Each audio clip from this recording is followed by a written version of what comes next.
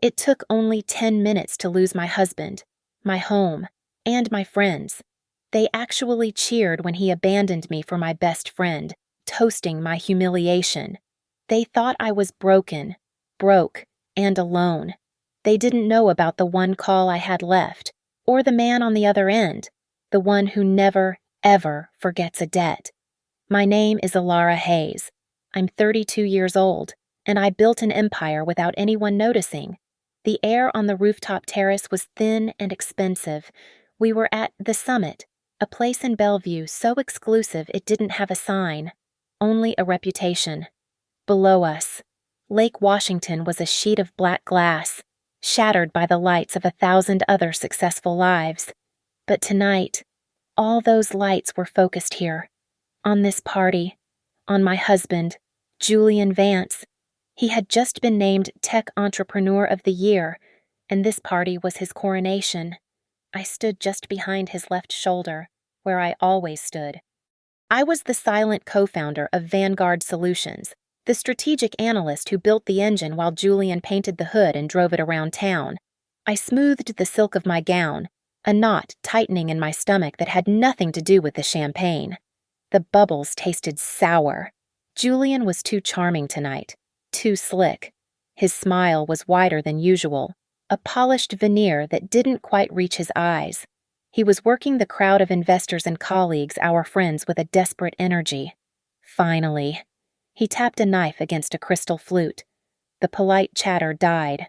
"Friends, partners," he began, his voice smooth and amplified by the discreet sound system.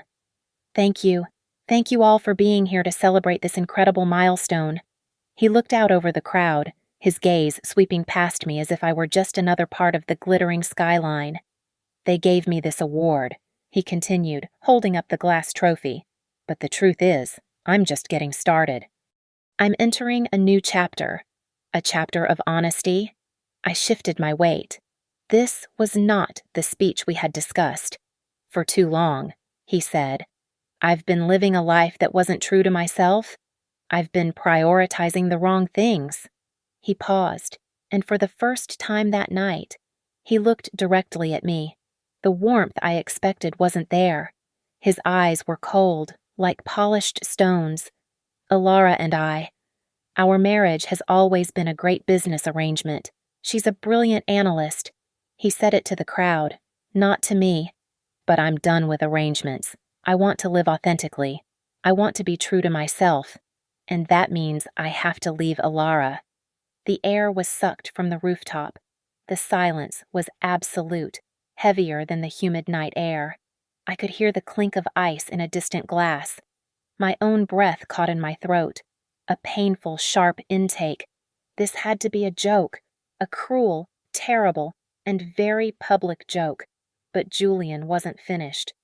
He smiled that wide, empty smile again and turned his gaze to the crowd. "It's a scary thing, to be honest, but I didn't find the courage to do it alone." He raised his hand and pointed, not at me, but past me. He pointed directly at Chloe. My Chloe. My best friend since college, the woman I'd personally hired as our marketing director. She was standing near the bar, and as Julian's finger singled her out, she didn't look ashamed. She looked radiant. She raised her own champagne flute in a small, private toast. "Chloe," Julian's voice boomed, "has shown me what true love really is." The silence finally broke. It didn't break with gasps of horror. It didn't break with anyone rushing to my side. It broke with a single, slow clap. It came from Mark, one of Julian's venture capital backers. Then another person joined in, and another. Within seconds, the rooftop was filled with applause. I looked around, my mind fracturing.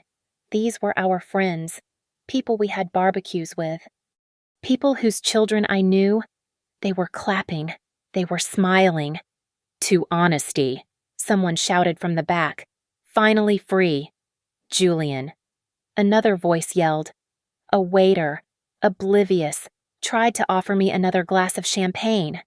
I stared at him, unable to move. They were raising their glasses, all of them. They were toasting my execution. That's when I knew. This wasn't a sudden passion. This wasn't a messy, impulsive affair. This was a coup. This was a planned extraction. They had all known. They had been waiting for this exact moment. They were not just witnesses. They were participants. They were cheering for my public, brutal humiliation. Julian didn't even look back. He put his arm around Chloe's waist, and she leaned her head onto his shoulder, laughing at something one of their traitorous friends said. They moved as a pack, a wave of expensive suits and sequined dresses flowing toward the private elevator. The sound of their celebration, their victory, echoed in the night air as the doors slid shut. I remained perfectly still, a statue in a $4,000 gown. The party hadn't stopped. It had barely paused. The music swelled again, a hollow electronic beat. A man in a severe black suit approached me, the restaurant manager. His face was a mask of professional regret. "Ms. Hayes," he said, his voice low. "There seems to be an issue with the payment for the event." "An issue?" My own voice sounded distant, like it was coming from across the lake. "The card on file, the joint Amex, has been declined." He held a small, black leather billfold. "The total for the evening is just over $28,000. I looked at him. I had no purse. Julian always handled the cards. My phone was in a tiny clutch that Chloe, my best friend Chloe, was still holding. No, wait. I had slipped it into a hidden pocket in the gown. I fumbled for it, my hands shaking. I don't have another card," I stammered. "It must be a mistake." "Perhaps," he said, his eyes flicking to the empty space where Julian had been. "But I'm afraid, without payment." His gaze shifted over my shoulder. Two uniformed security guards, polite but built like refrigerators, had materialized behind me. They didn't touch me. They just stood there. The message was clear. "I understand," I said. The humiliation was a physical force, a hot press against my cheeks. The manager nodded. "This way, please." They escorted me, not through the party, but through a side door, into a service corridor that smelled of cleaning fluid and old wine, then through the gleaming, empty main lobby. The staff at the front desk meticulously avoided my gaze. The glass doors opened, and the cold, damp Bellevue air hit my bare shoulders. Then the doors clicked shut behind me, locking me out. I was on the sidewalk, alone, a spectacle in silk, shivering. My car, the one I'd picked out, was gone. Of course it was. Julian would have taken it. I pulled out my phone. The screen glared at me, a bright rectangle of my former life. I opened my contacts. Hundreds of names. 342, to be precise. Every person I knew in this city, and every single one of them was either upstairs celebrating my downfall or would be by morning. There was no one to call. They had isolated me, cut me out, and done it in a single surgical strike. My thumb scrolled down the list, past the names that now felt like acid: Chloe, Julian, Mark. I kept scrolling, deep into the alphabet, into the names I never looked at, and then I stopped. Leo Sterling, a name I hadn't spoken, or even thought, in 8 years. 8 years since I'd told him his ambition was too reckless, too dangerous. 8 years since I'd left him for the safe bet, for Julian. I had promised myself I would never call him. It was a promise made from pride. Now, pride was a luxury I couldn't afford. I was standing on a curb with nothing but a useless phone and a dress I couldn't pay for. I pressed the name. The phone rang. Once. Twice. On the third ring, he picked up. There was no greeting, just a deep, calm voice that hadn't changed at all. Ilara. I closed my eyes. The tears I had refused to shed on the rooftop burned, but they didn't fall. My voice was a rasp, shaking but solid. Leo, I need you. A pause, not of hesitation, but of calculation. He didn't ask what was wrong. He didn't ask if I was okay. He didn't ask about Julian. He asked the only question that mattered, where I gave him the address. He said, 10 minutes, and hung up. I didn't know if 10 minutes was an estimate or a promise, but exactly 10 minutes later, a car turned the corner. It wasn't a ride share. It was a Bentley Continental GT, a long, sleek shadow of polished black steel. It moved with an impossible silence and pulled to a perfect stop directly in front of me, its engine a low, predatory hum. The driver's door opened. Leo Sterling emerged. He was older, harder. The years had sharpened him, carving his features into something more formidable. He wore a dark, perfectly tailored suit that probably cost more than the party upstairs. He looked like he owned the entire city block, and he probably did. He walked around the front of the car. His eyes met mine. I saw no pity. I saw no, I told you so. I saw nothing but a cold, clear recognition, as if he had been expecting this call for 8 years. He didn't say a word. He just reached for the passenger door, opened it, and held it for me. "Get in, Alara." I did. The door closed with the heavy, satisfying thud of a vault. The Bentley's interior was silent, not just quiet, but a vacuum of sound, the smell of rich leather and cold metal. We glided across the Evergreen Point floating bridge, the lights of Seattle a distant, glittering promise. Leo hadn't spoken since I'd gotten in. He just drove, his hands resting lightly on the wheel, his focus absolute. My phone, clutched in my hand, buzzed, a notification. It was an automated email from Vanguard Solutions, my corporate email account. Alara, Hayes Vanguard, Solutions, had been deactivated. I stared at it. He couldn't have, I whispered. I had built that system. My fingers, clumsy with adrenaline, opened my laptop app on the phone. I tried to log into the company's admin portal. Access denied. I tried the employee portal. User not found. He just locked me out, I said to the dark car. Leo's voice was even. Try your bank. My blood ran cold. I pulled up my personal banking app, the one Julian and I shared. Session expired. I tried to log in. Invalid credentials. I tried my own personal savings account, the one I'd had since before I met him. This account has been frozen due to a pending legal action. Frozen. He had frozen everything. The money I'd earned, the money I'd saved. It was all gone. The purr of the Bentley's engine was the only sound. Julian hadn't just left me. He had erased me. We pulled into the garage of a needle-thin skyscraper in downtown Seattle, a building so new I didn't even recognize it. A private elevator took us straight to the penthouse. It wasn't a home. It was a statement. Floor-to-ceiling windows showed the entire city laid out below us like a circuit board. The furniture was all glass and steel, minimalist and cold.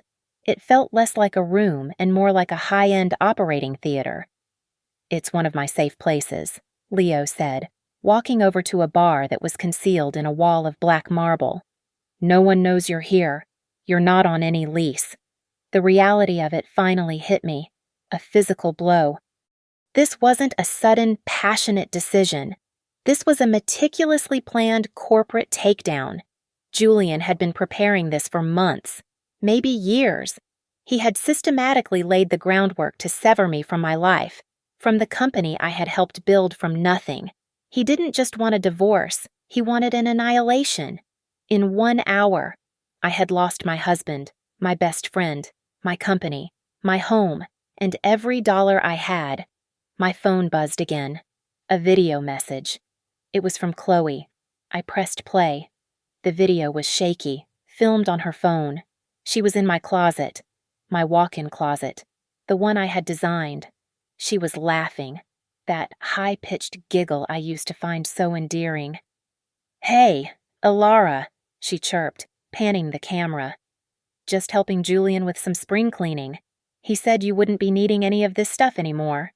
She filmed herself pulling my clothes off their hangers, my favorite blue dress, the cashmere sweaters. She was throwing them onto a pile on the floor. It's all just so sad, she said, holding up a pair of my heels. But don't worry, I'll be putting my things in here soon. We're going to need the space. The video ended. I stood there, vibrating with a cold, pure rage I had never known I was capable of. Leo walked over. He wasn't holding a glass of water. He was holding 2 glasses of whiskey. Neat. He handed one to me. My hand was steady as I took it. The glass was heavy and cold. He took everything from you. He asked. It wasn't a question of sympathy. It was a statement of fact. I nodded, the movement small and tight. I brought the glass to my lips and drank. The whiskey was smoky and sharp, burning a clean path down my throat. Leo watched me. Then, a small, chilling sound came from his throat. It was a laugh, a dry, humorless, and utterly terrifying laugh. Not quite, he said, taking a sip of his own drink. He made one. Massive mistake. I looked at him, the ice in my veins meeting the fire from the whiskey. He pissed off both of us at the same time. I didn't realize it then. I didn't realize that in my moment of complete desolation, I hadn't just called an old flame for help. I had activated a weapon. I had just given Leo Sterling the one thing he had been waiting 8 years for a reason. I took a long, slow drink of the whiskey. The burn was a welcome distraction, a sharp, clean pain in a night of dull, heavy blows. I set the heavy glass down on the marble bar. Why are you here? Leo, I asked, my voice flat. Why did you even pick up the phone? I looked at him, really seeing him for the first time since that rainy afternoon at a coffee shop 8 years ago.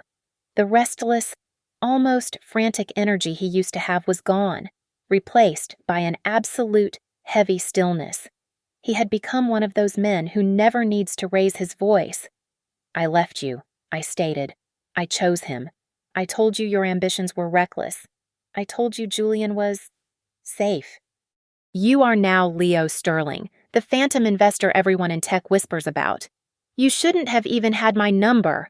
Leo turned from the window, the city lights framing him in silhouette. Do you know how Julian got the seed money for Vanguard Solutions? Ilara. I frowned. He said it was an early private investor, a small, anonymous fund that saw his potential. Leo's cold laugh echoed again in the sterile room. He was half right. It was private, but it wasn't a fund. It was him, and the money was mine. A new kind of sickness, far deeper than the public humiliation, began to twist in my stomach. A dark, tectonic shift was happening under my feet.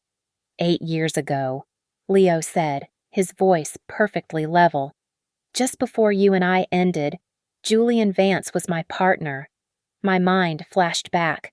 I remembered Julian, the charming new friend who was always around, always listening, always agreeing with me that Leo was pushing too hard, too fast. We had a small startup, Leo continued. Just the 2 of us in a tiny office, living on ramen and caffeine. We were building a predictive analytics engine. It was revolutionary. It was based on my code, my algorithms. Julian was the front man, the one who charmed the coffee shop meetings. He walked closer, his eyes locked on mine. One morning, I came in and the servers were wiped.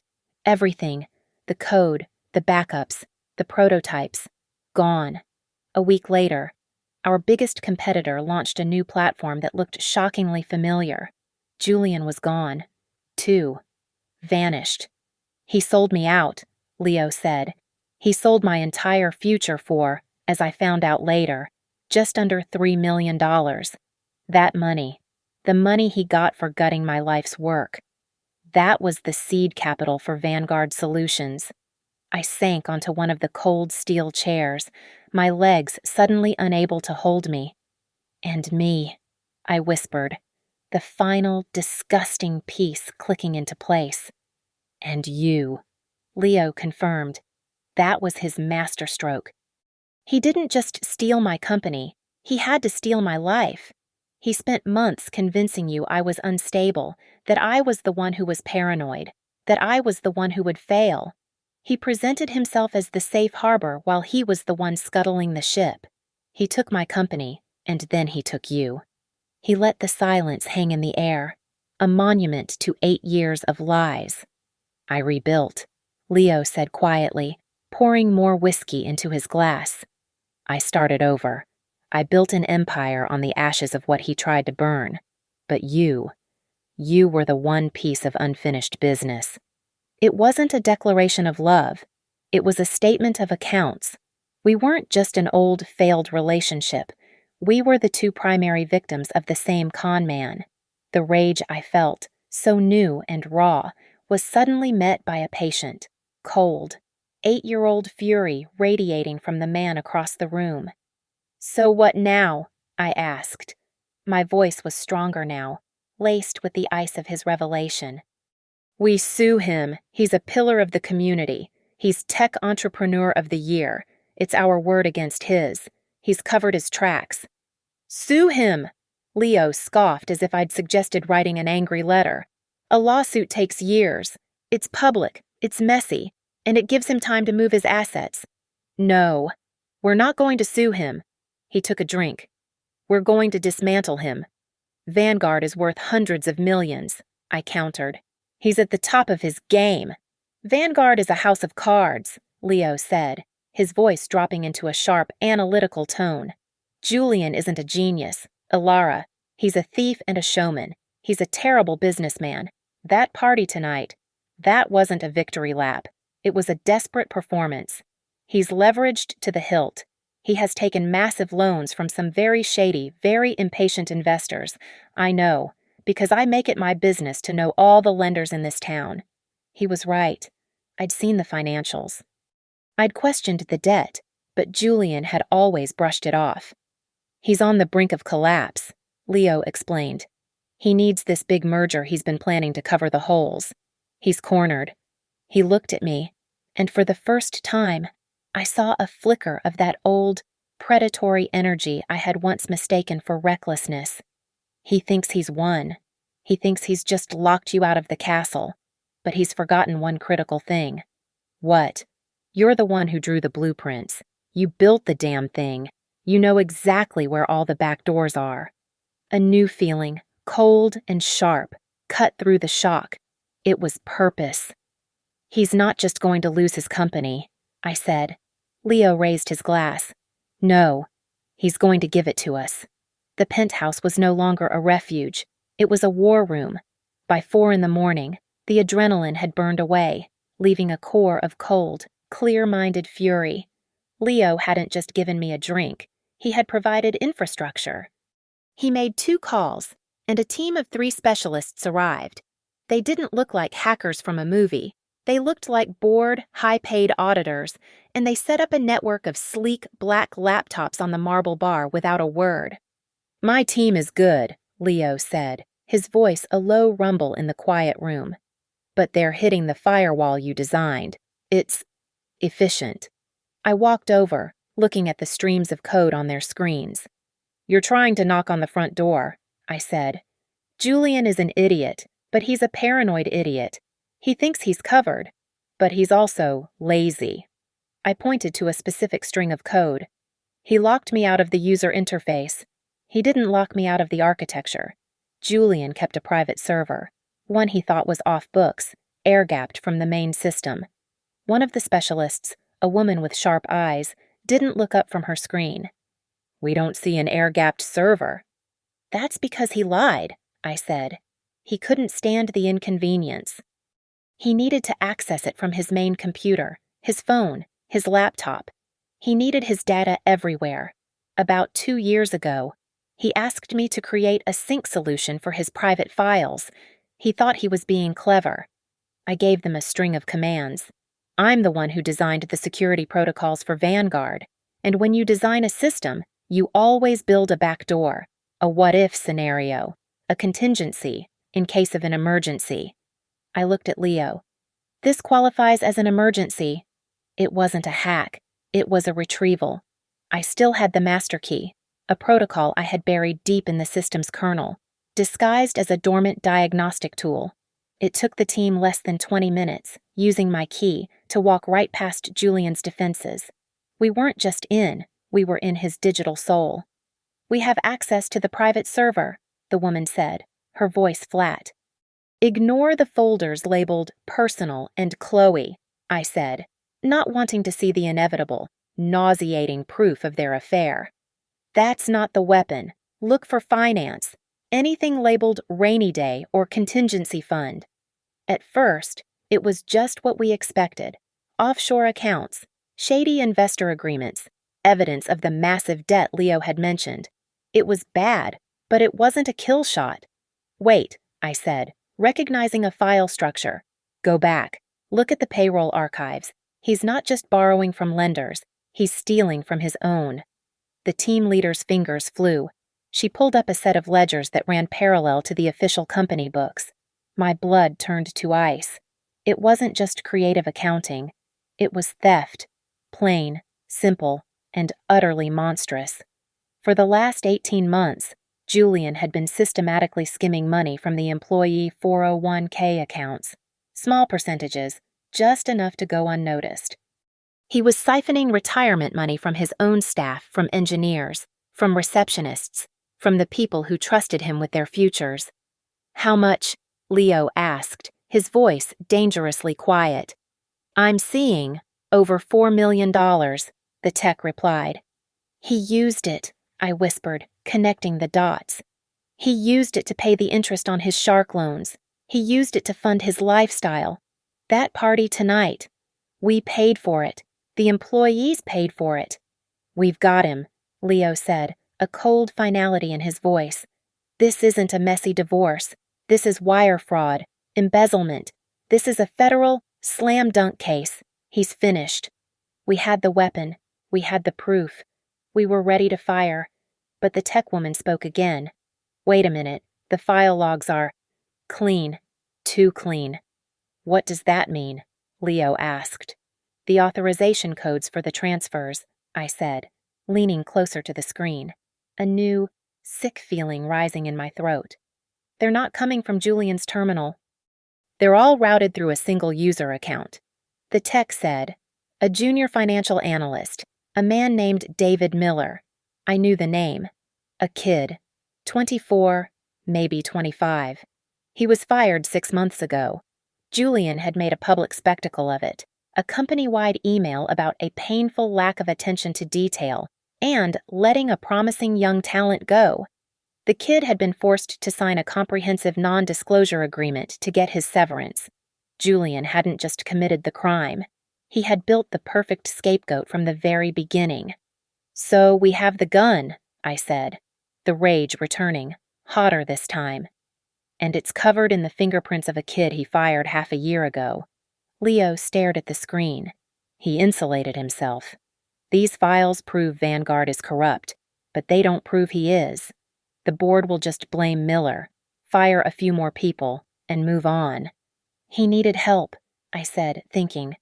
"Julian isn't smart enough to build this framework. He's a thief, not an architect.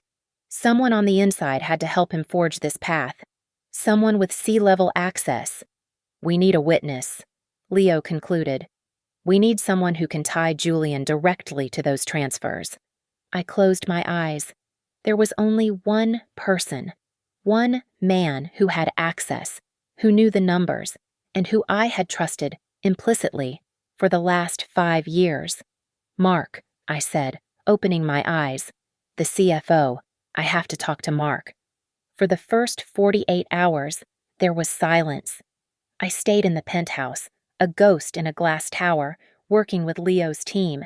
He had provided me with a new laptop, a new phone, and a legal team that operated with the same lethal efficiency as his tech specialists. The first legal salvo was a quiet, precise letter to the Vanguard board, freezing all my assets as a co-founder and contesting the illegal termination. It was, as Leo called it, ringing the dinner bell. Julian's response wasn't legal. It was primal. He and Chloe must have realized I hadn't crawled into a hole to die. They realized I was fighting back. And since they couldn't fight me on the facts or the law, they attacked me as a person. The attack began on a prominent tech gossip blog. The headline read, Vanguard CEO's unhinged, wife contests ouster amidst affair allegations. The story, fed anonymously by sources close to the couple, painted a grotesque caricature of me. I wasn't the co-founder. I was the unstable wife Julian had charitably given a title to. I wasn't the strategic analyst. I was prone to violent outbursts and erratic behavior fueled by an unnamed addiction. It was a classic, disgusting playbook. They were invalidating my mind to invalidate my claim. But they didn't stop there. They posted photos. A picture of me at a Christmas party from 2 years ago, raising a glass of champagne, was reframed as proof of my rampant alcoholism. A photo of me crying in the car after my father's funeral was presented as evidence of my long-term mental instability. Then came the masterstroke of their fiction. Julian wasn't the adulterer. I was. They claimed I had been having a long-running secret affair with a shadowy and possessive billionaire, Leo. They spun the narrative that Julian, the long-suffering husband, had finally found the courage to leave his toxic, cheating wife for a real love with Chloe. His public announcement wasn't an execution. It was a brave declaration of freedom. The most sickening part. The people from the party, our friends, joined the chorus. They flooded the comment sections of the blogs and social media. Mark, the VC, posted, "We all saw her erratic behavior for years. Julian was a saint for putting up with it." Another woman, who had been my bridesmaid, wrote, "I always knew there was something dark about her. I'm so glad Julian and Chloe found happiness." They weren't just followers, they were active participants, adding their own brushstrokes to the fabricated portrait of my monstrosity. They were cementing their loyalty to the new king, ensuring their own positions at court by helping to bury me. The isolation was immediate and absolute. I was no longer just a wronged wife. I was a social leper. I couldn't even order food delivery without seeing the pity or disgust in the driver's eyes. I was the crazy, violent, cheating drunk who was trying to destroy her good man husband. I stared at my phone, the screen filled with an endless scroll of hatred from strangers and lies from people I had loved. My hands were shaking. I wanted to scream. I wanted to post the bank statements. I wanted to tell the world about the 401k theft and the 8-year-old lie. "Don't," Leo said. He was standing across the room, watching me. He hadn't looked at any of the articles. He didn't need to. "They're lying. Leo, they're telling everyone. They're making me the villain." "Of course they are," he said, as if stating the most obvious fact in the world. "This is what people like Julian do. They don't fight, they smear. They turn the victim into the attacker because it's the only defense they have when the truth is not on their side." He picked up his own phone. "You react. You engage on their level. You get into a public mud wrestling match, and all anyone sees is the mud. You legitimize their narrative. We will not be legitimized." "So what do we do?" I asked, my voice raw. "We do nothing. We don't react," he said, a cold smile touching his lips. "We escalate." He made a call. "It's Leo. Yes, I'm calling in the favor. The Deutsches Innovations deal.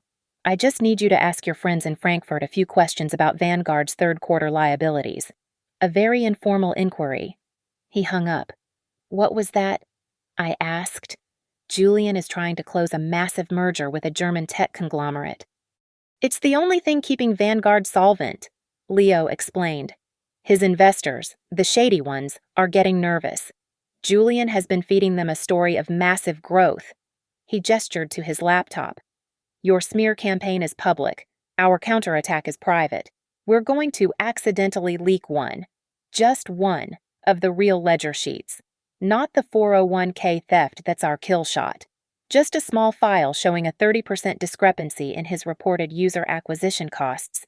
He was right. It wasn't about winning the public's opinion. It was about destroying Julian's financial foundation. While he was busy convincing the world I was crazy, we were going to be busy proving to his investors that he was a liar.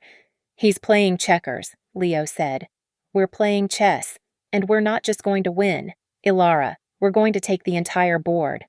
The small leak worked. Leo's contacts in Frankfurt confirmed that the Deutsches Innovations deal was on indefinite hold. Julian's shady investors were calling him hourly, demanding answers. We had wounded him, but a wounded animal is the most dangerous. The smear campaign intensified, becoming more personal, more unhinged, but we still had the main problem. The 401k theft, our silver bullet, was aimed at David Miller, the 24-year-old scapegoat. We had the crime, but we couldn't tie it to the true criminal. We need someone on the inside, I said, pacing the length of the glass-walled living room. We need someone with credibility to testify that Julian gave the order. Everyone has a price, Leo said, looking out at the city. Julian is paying top dollar for loyalty right now. Not everyone, I insisted, though the words felt hollow after the betrayals. Not Mark. Mark Thompson. Leo raised an eyebrow. Mark, our chief financial officer, was a man in his late 50s, quiet, religious, and, I had always believed, possessed of a rigid moral compass. He had been a mentor to me, the closest thing to a father figure I had in the company. Julian found him boring and old-fashioned, which was exactly why he kept him around to project an image of stability. Mark, I said, is a good man. He's a coward. He's afraid of Julian. But if he sees this, if he sees what Julian did to the employees, it was a risk. It was an appeal to a conscience that might not exist, but it was the only move we had. I used a burner phone to send him a single, anonymous text. I have proof he's stealing from the 401ks. If you care about the employees, meet me. I named a small, run-down diner in Snoqualmie, an hour's drive east. I went disguised, wearing a cheap wig and glasses, my hands shaking as I clutched the secure tablet. He was already there, sitting in a booth, looking pale and much older than I remembered. I slid in across from him. Mark. Ilara, he whispered, not meeting my eyes. This is insane. You're risking everything. He's already taken everything, I said. I slid the tablet across the table. He's stealing from our employees, Mark, from our people, over $4 million. He opened it. He scrolled through the ledgers, the hidden accounts. I watched his face. The color drained from it. He looked genuinely, profoundly horrified. He took off his glasses and rubbed the bridge of his nose, his hand trembling. That monster, he stammered. He told me those were executive bonuses. He's been lying to me, to all of us, stealing from the retirement fund. He's using David Miller to cover his tracks, I pressed. You know those transfers couldn't happen without Julian's direct sign-off. You're the CFO. Your testimony is the only thing that can link him to the crime. He looked up at me, his eyes filled with a sad, desperate anger. I'm so tired of his lies, Ilara. I'm so worried for our people. They deserve better. He nodded, a firm, decisive movement. I'll help you. I'll do it. I'll testify. Relief washed over me so powerfully I almost wept. Thank you, Mark. Thank you. We left separately. I drove back to the city, the first flicker of real hope in my chest. We had him. We had a credible witness. The truth was going to come out. The next morning, Leo and I were mapping out the legal strategy when a news alert flashed across the penthouse television. Breaking news: Vanguard Solutions CFO Mark Thompson to hold an emergency press conference in 1 hour. My blood ran cold. No, I whispered. He wouldn't. Leo turned the volume up. We watched the live feed. The lobby of Vanguard was a sea of cameras. Mark walked to the podium, looking grave, and right behind him, his face a mask of somber concern, was Julian. Mark cleared his throat. I have called you here today, he began, his voice shaking with what I thought it was nerves.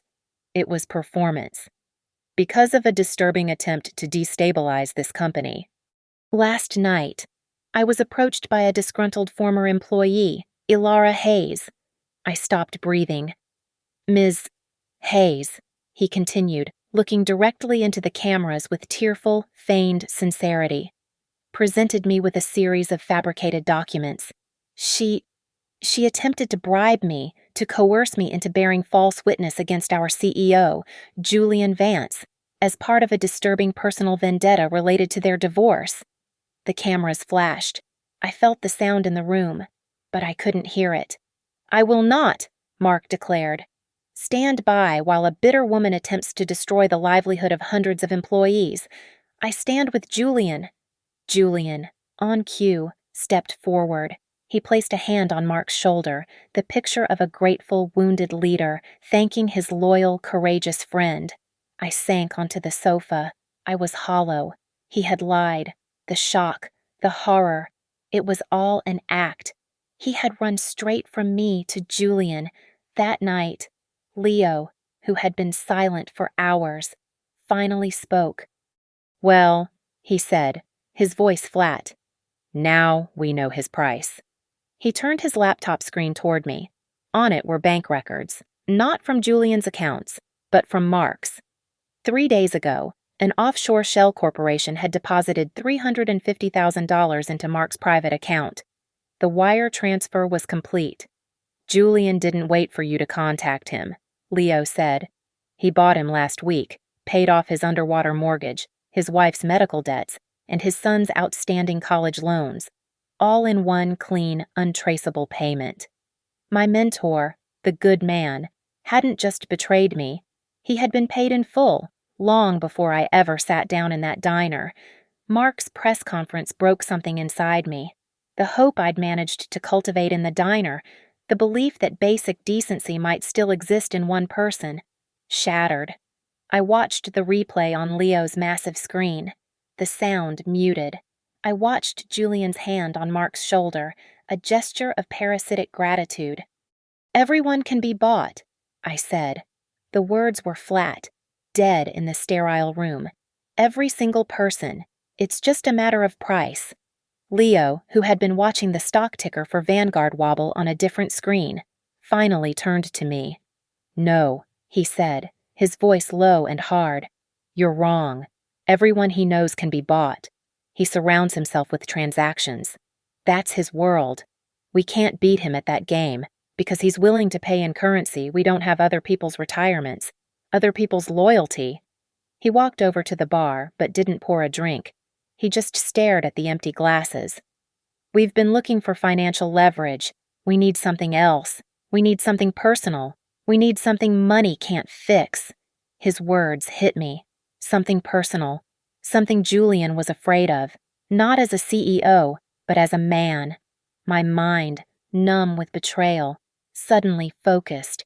I thought back past the parties, past the lies, past the man Julian had become. I thought about his habits, his obsessions, his paranoia. The safe, I whispered. Leo turned. What? In the house, in the home office. I said, my pulse quickening. There's a safe, hidden behind a framed print. He keeps an encrypted hard drive in it. He told me it was a doomsday backup of Vanguard's core intellectual property. He was terrified of a server wipe.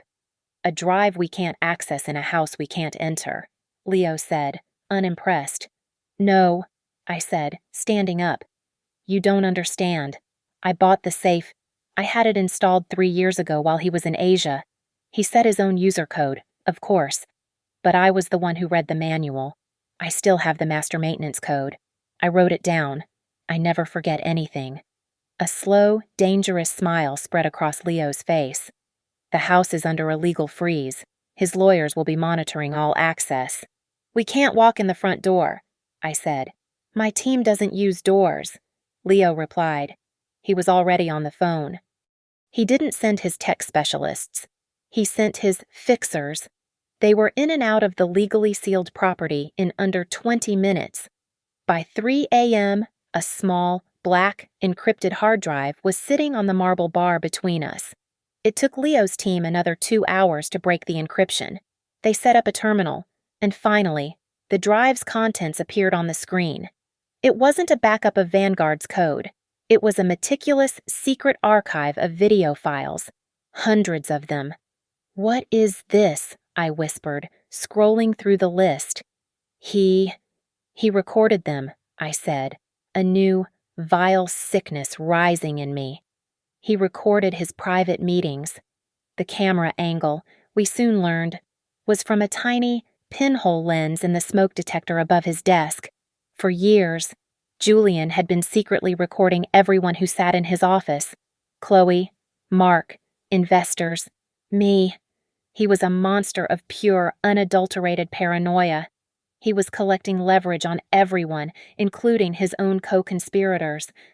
"He's an idiot," Leo said, his voice filled with a kind of clinical disgust. "He's created a perfect record of his own crimes." We started opening files, looking for anything related to the 401k accounts. But I was distracted by the file names, by the dates. And then I saw one. File ER Final MP4. Date 3 years ago, May 21st. My breath hitched. "Play that one," I said. The video flickered to life. Julian's office. He was at his desk. Chloe was perched on the edge, laughing. And Mark Thompson, the good man, was sitting in the chair I had sat in 1,000 times. They were all holding champagne flutes. "To a smooth transition," Julian said, his voice tinny through the small microphone. He was radiant with triumph. Mark looked nervous, but he raised his glass. "It's a tragedy," he said, taking a small sip. "She was a brilliant woman. Just unfortunate. Her heart." Julian let out a sharp, barking laugh. "Unfortunate, Mark. It was a blessing." "She deserved it. The old dragon was in my way, and she was too stubborn to move. Now," he gestured around the office, "the throne is finally clear." Chloe giggled. "The board is ours. Evelyn's not in the way anymore." I hit pause. My hand was shaking so hard I could barely control the mouse. Evelyn Reed, the founder of Vanguard, my first mentor, the one who had hired me, the one who had always warned me about Julian's ambition, the one who had been the sole vote against his promotion to CEO. I pulled up the date on my phone. May 21st, 3 years ago. The day Evelyn Reed, at only 54 years old, had died of a sudden, unexpected heart attack. I looked at the screen, at the three of them, toasting. This wasn't about embezzlement. This wasn't about an affair. This was a video of them celebrating a woman's death. This was evidence they knew, or did, or contributed to something that cleared the way for Julian's complete takeover. "Leo," I said, my voice a blade of ice. "We found it. The thing money can't fix." Mark's betrayal had been Julian's victory lap. As far as the public and his investors were concerned, he had weathered the storm. He had beaten back the crazy wife and rooted out the disloyalty she had tried to sow. He was untouchable. His arrogance, always a simmering fault line, now became a gaping chasm. He felt so invincible that he reactivated the merger talks with Deutsches Innovations, the massive German conglomerate. He didn't just restart them, he fast-tracked them. He arranged for the final signing to be the centerpiece of the upcoming Global Tech Summit in Seattle. It was to be his second and greater coronation. He would not just be Entrepreneur of the Year, he would be a global player. "He's overplayed his hand," Leo said, watching a news segment announcing Julian's keynote. "He's so desperate to close this deal and get the German money that he's putting himself on the biggest stage possible. He thinks he's invulnerable." "He is," I said. "He's silenced me. He's bought Mark. The 401k theft is buried under a scapegoat. The video of Evelyn, it's horrific, but it's not a smoking gun for murder. They'll call it dark humor. They'll say it's out of context." "You're right," Leo said. "We can't just give it to the police. We need to present it in a way that he can't spin. We need to detonate it in front of the only people he truly fears his money." He made a call. Leo wasn't just a venture capitalist. He was a pillar of the entire tech ecosystem. He was one of the summit's largest and most anonymous backers. 2 hours later, my name appeared on the official schedule. "This is suicide," I said, staring at the screen. "They'll have security drag me off the stage. The moment I say his name, they'll cut the feed." "You're not speaking as Alara Hayes, the wronged wife," Leo said. "You're speaking as Alara Hayes, the co-founder and chief architect of Vanguard's core systems. You're on the Women in Leadership panel, the one right before his keynote. You're not going to be on the main stage. You'll be in the grand ballroom, speaking to the investors, the analysts, and the press." He had secured me a 20-minute slot. For the next 3 days, I didn't sleep. I didn't eat. I worked. I didn't build a revenge speech. I built a corporate analysis. It was the most brutal, precise, and sterile presentation of my life. It was titled Ethics in Leadership, a Vanguard Solutions Risk Analysis. It was a deck of slides filled with data, fiscal irregularities, debt-to-asset ratios, employee turnover rates, and, buried in the middle of it, a section on leadership contingencies and key person risk. The night before the summit, I was in the penthouse, rehearsing, my voice a dead monotone. There was a knock on the door, not from the elevator, but from the service stairs. Leo's security head buzzed him. "Sir, someone is here to see Ms. Hayes. It's Chloe." "Let her in," I said, before Leo could object. Chloe looked terrible. The confident, radiant woman from the party was gone. She was pale, her eyes red and puffy, her expensive clothes wrinkled. She was vibrating with a panic that was so raw it stank. "You have to stop," she blurted out, the words tumbling from her. "Ilara, please. You can't do this." "Do what?" "Chloe present, a financial analysis." I kept my voice perfectly calm. "He'll be ruined. You'll ruin us," she cried. "He promised me. He said he's going to marry me. As soon as the divorce is final, he's going to give me everything. We're closing the German deal, and we're moving to Berlin. Please, Alara, what do you want money? He'll give you money. Just stop this." I looked at her for a long moment. At the woman who had been my best friend, the woman who had slept with my husband, stood by as he publicly destroyed me and then filmed herself throwing my clothes on the floor. Now she was here, begging me to protect the life she had stolen. "He promised you everything," I repeated, my voice as cold and flat as the glass windows behind me. "He promised me everything, too. Chloe, we had a 10-year plan, a house, children. He promised me a life." She flinched. That was different. Was it? I took a step closer. The fear in her eyes was satisfying. "Tell me, Chloe, what did he promise Evelyn?" The name hung in the air between us like a physical blow.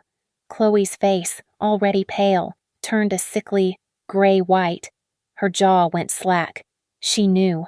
Of course she knew. She was in the video, toasting. I don't know what you're talking about," she stammered, backing away. "You were in the office," I said, my voice dropping to a whisper. "You were drinking champagne." The day she died. The day the old dragon was finally out of his way. What did he promise you for that? Chloe, a promotion. She stared at me, her mind clearly connecting the dots. She had seen his paranoia. She had probably been a victim of it herself. She was realizing, in real time, that she was not his partner. She was his accomplice, and in Julian's world, accomplices were just future scapegoats. You're lying," she whispered, but there was no conviction. "Am I?" I said. "He's recording you, you know, just like he recorded Mark, just like he recorded Evelyn. He has a file on everyone. When this all comes crashing down, who do you think he's going to throw to the wolves first? The love of his life, or the one who was in the room with him, laughing, when they celebrated a woman's death?" She didn't say another word. She turned and ran, fumbling with the door handle, and scrambled out into the service hallway. She was in a full, blind panic. She wasn't just afraid of me anymore. She was terrified of him. The trap was set. The grand ballroom was suffocatingly full. Every seat was taken. The press lined the walls, cameras poised. The delegation from Deutsches Innovations sat front and center, their expressions impassive and analytical. And in the front row, bathed in the stage lights, sat Julian, Chloe, and Mark. Julian was the picture of success, leaning back in his chair, smiling and nodding at people he recognized. Chloe, beside him, was a wreck. Her smile was a painted-on grimace, and she couldn't stop fidgeting with her hands. Mark just looked gray, a ghost in a $1,000 suit. My name was called. And now, for our panel on leadership, please welcome Alara Hayes. I walked out from the wings. I felt the collective intake of breath. I was the crazy ex-wife. I was the scandal. But I wasn't dressed as a victim. I was in a dark gray, perfectly tailored suit. I was dressed as an executioner. I walked to the podium, set down my laptop, and looked out, making direct eye contact with the German investors. I completely ignored the front row. "Good morning," I said. My voice was amplified, and it did not shake. "My name is Alara Hayes, and I am the co-founder and chief systems architect of Vanguard Solutions." I began my presentation. The first slides were academic, sterile. The principles of corporate trust, fiduciary responsibility, and employee confidence. I spoke about accountability. I defined it. I analyzed it. Then, I clicked to the next slide. A case study Vanguard Solutions. A low murmur rippled through the auditorium. In the front row, I saw Julian scoff and lean over to Mark, whispering something, a smirk on his face. He thought this was my pathetic final attempt. He thought I had nothing. "Let's begin with employee confidence," I said. The screen changed to a complex graph. On the left, Vanguard's stated contributions to employee 401k retirement funds. On the right, the actual ledgers from a private off-book server. I showed them everything, the siphoned accounts, the $4 million moved in small, untraceable increments, the final destination an account linked to David Miller, the scapegoat. "A discrepancy," I said, "that has funded a lifestyle while gutting the future of hundreds of employees." The room was utterly silent. The Germans were no longer impassive. They were leaning forward, their faces grim. Julian's smirk was gone. He was staring at the screen, his face pale. He shot a furious, questioning glance at Mark, who looked like he was about to be sick. "Next, let's look at investor risk," I continued, my voice cold and steady. I showed them the list of Julian's real lenders, the shady, high-interest loans, the 30% gap in his reported earnings, the house of cards. "These numbers," I said, pausing as I looked out at the audience, "are merely a symptom. They are not the disease. The disease is the corporate culture, and culture is set at the very top." This was it. Julian was starting to get up from his chair, signaling for security. He was going to claim I was hysterical. "I want to play you a piece of audio," I said, loud and clear. "Recovered from the CEO's own private server. This is a conversation between Julian Vance and Mark Thompson, dated 3 years ago, on the day Vanguard's founder, Evelyn Reed, died of a sudden heart attack." I pressed the key. Julian's voice, arrogant and celebratory, filled the ballroom. Evelyn was too trusting. That heart attack was the luckiest thing that ever happened to us. Make sure the payment to her doctor goes through as a consulting fee. A collective gasp echoed in the vast room. The German investors stared, frozen in horror. I turned my gaze to the front row. Mark Thompson was no longer sitting. He had lunged forward, clutching his stomach, and was openly, violently vomiting into a linen napkin. "And now," I said, my voice cutting through the chaos, "a look at the succession plan." The screen flickered, and the video of Chloe played. Her face, young and cruel, filled the 30-foot screen. Her voice was sharp and clear. "We got rid of the old woman. Now for the wife." Chloe let out a single high-pitched scream, a sound that was cut short as if she had forgotten how to breathe.